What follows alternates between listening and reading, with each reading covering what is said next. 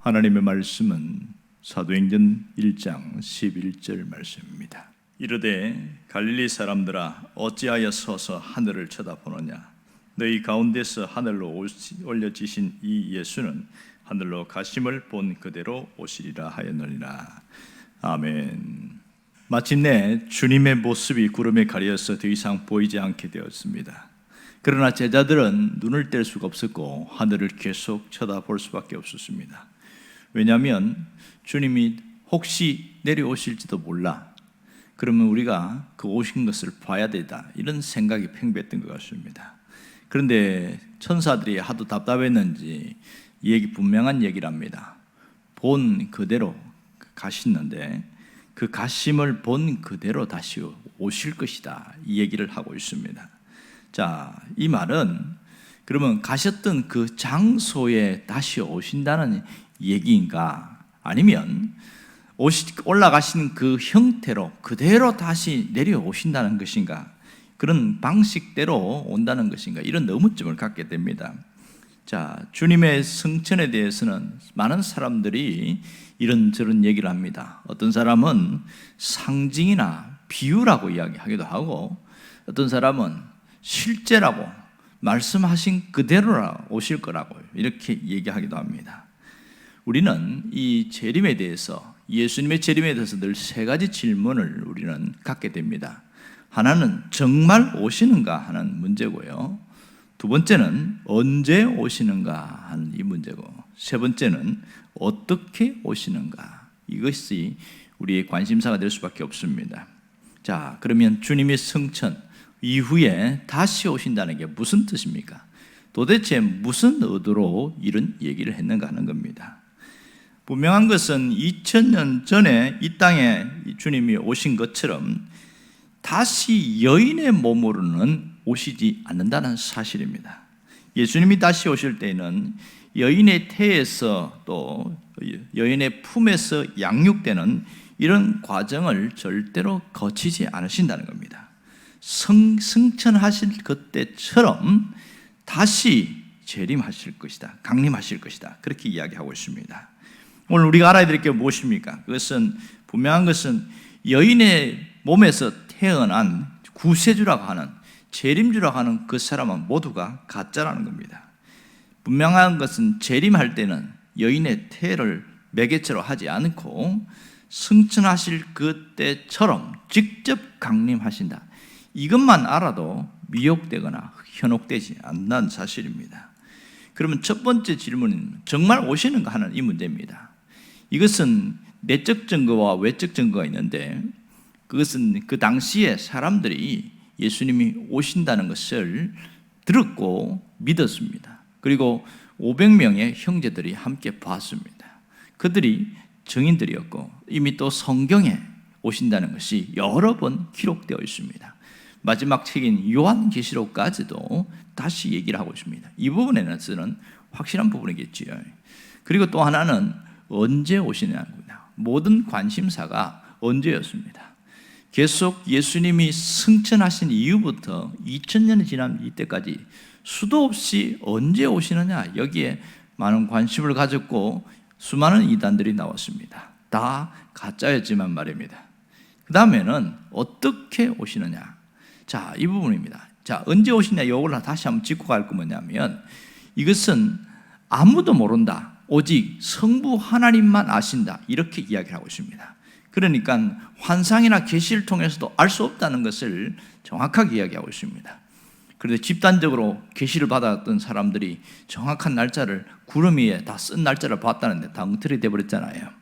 이것이 분명한 것은 오직 아버지만 아시느니라.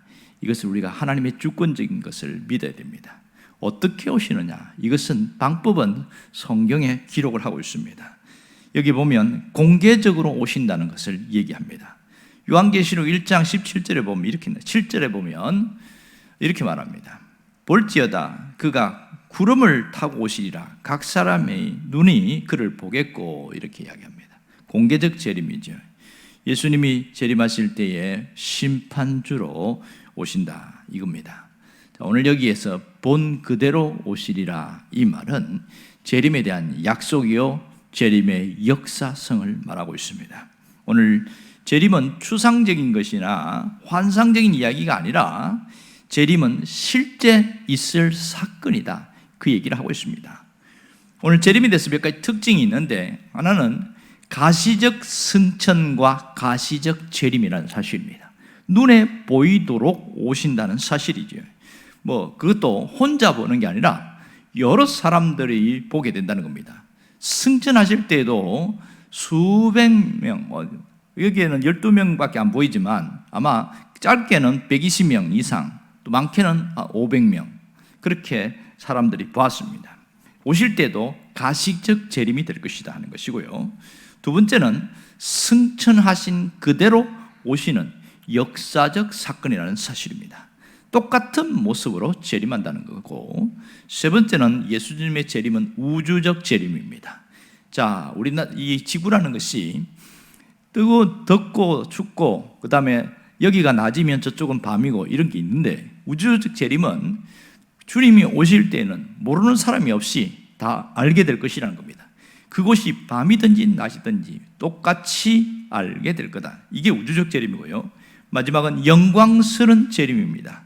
오늘 데살로니가전서 4장 16절을 보면 주께서 호령과 천사장의 나팔로 친히 하늘로부터 강림하실 때에 그리스도께서 오실 것이다. 혼자 오시는 것이 아니라 천사들의 호의와 함께 그런 영광스러운 재림이 있을 것이다, 그 얘기를 하고 있습니다.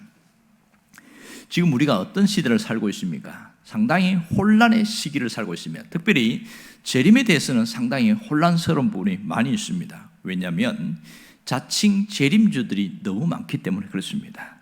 이 재림주들 때문에 신앙의 힘이 흔들리게 되어지고 많은 신앙의 가치관들이 무너지는 경우가 굉장히 많습니다. 지금 우리나라에 스스로 재림주라는 사람들이 아직도 살아있는 분들도 있고 상당히 많이 있습니다. 여기에 많이 현혹되고 미혹되고 속아서 인생 자체, 가정 자체가 망가지고 이런 사람들이 굉장히 많습니다. 또 하나의 부류는 재림에 대한 실망입니다. 실망한 사람들이 너무 많은 거예요. 예수님의 재림은 없다, 아예 이렇게 취급되어지는 경우가 많습니다. 2000년 전부터 지금까지 예수님 오신다고 했는데 온 게 있냐? 안 왔잖아. 그러니까 예수님이 재림은 없는 거다, 이렇게 아주 극단적으로 가는 분들도 있습니다. 결국은 이러한 일들은 학자들이 한몫했습니다. 학자들이 여러 가지 견해를 내놓은 적이 있는데, 특별히 중요한 학설들을 제시한 적이 있습니다. 하나는 재림은 신화다, 재림에 대한 신화설입니다. 불트만이라는 학자가 이것을 주장을 해서 재림은 신화적인 것이지 직접 있는 역사적 사건 아니다, 그래서 불을 지폈던 것이 하나고요. 또 하나는 재림에 대한 실망론을 주장한 겁니다. 이것은 슈바이처의 견해입니다. 이 슈바이처의 견해를 받아들인 사람들이 재림은 더 이상 없다, 그런 실망론이 있고요. 세 번째는 실현된 종말론이라는 그런 철학적 견해를 갖고 있는 사람이 있습니다. 다하드라는 그런 유명한 철학자가 있는데 실존주의 철학자입니다. 이 사람이 주장해서 하는 얘기인데, 예수님이 이미 오셨는데 무식한 사람들이 지금 오실 거라고 생각하고 있다, 이렇게 표현하는 겁니다. 그러니까 십자가 사건과 오순절 사건을 통해서 이미 다 끝났다는 거예요. 그런데 자꾸 기다린다고 그렇게 하는데 이것은 지식이 없어서 그렇다, 이런 식으로 몰아가니까 재림을 기다리는 사람은 바로 지식이 없는 사람이 돼버린 거죠. 그런가 하면 오늘 오스카 쿨만의 견해인데 뭐냐면 이미 오셨으나 아직 오시지 않았다, 이겁니다. 개혁주의 입장에서는 마지막 오스카 쿨만이 이야기한 이 네 번째 이걸 받아들입니다. 이미 오셨으나 아직 오시지 않았다. 유명한 신학적인 내용인데 already not yet, 이런 뜻입니다. 이미 오셨다, 무슨 말입니까? 주님은 십자가로 오셨고 성령으로 오셨지만 그러나 앞에 있을 역사적 재림은 아직 오지 않았다, 이 얘기입니다. 이것이 우리가 받아들이는 신앙의 모습입니다. 역사적 재림은 분명히 있다는 얘기지요. 그러면 재림에 대해서 어떤 자세를 가져야 하느냐? 이것은 재림에 대한 약속과 역사성에 대한 확실한 신앙 고백이 있어야 된다는 겁니다. 주님은 다시 오신다, 주님은 반드시 오신다, 여기에 대한 확실한 신앙의 고백, 이것이 되어져야 된다, 이 얘기를 하고 있는 겁니다. 자, 주님은 살아계실 때 재림에 대한 몇 가지 경고를 하신 적이 있는데, 하나는 재림을 정치적 태도로 받아들이지 마라, 이 얘기를 한 적이 있습니다. 오늘 성경에도 그 부분이 나오고 있는데요, 재림을 정치적인 태도로 이해하려는 사람이 많습니다. 나라가 혼란하고 막 어지럽고 그러면 아이고 재림이 때가 다 됐나 보다, 주님 오시려는 것보다, 이렇게 받아들이는 사람이 있는데 그것이 아니다는 거죠. 지금 제자들이 그러잖아요. 예수님 이스라엘 나라 회복할 때가 이때 맞습니까? 그러니까 그렇게 생각하지 말라는 거예요. 제자들은 정치적 종말, 정치적 하나님 나라를 이야기했지만 주님은 영적인 하나님 나라를 이야기했거든요. 또 하나는 재림에 대한 명상적 태도입니다. 아이고 예수님 오시는데 우리가 뭐 일할 필요가 뭐 있어, 열심히 살 필요가 뭐 있어, 그냥 대충대충 하다가 적당히 살다 가지, 이런 명상적 태도, 이것은 아니라는 얘기죠. 분명한 것은 주님이 재림하시지만 그날까지 오늘 하루하루를 자기가 일을 하면서 살아가야 되는 것, 이것이 올바른 태도라는 겁니다.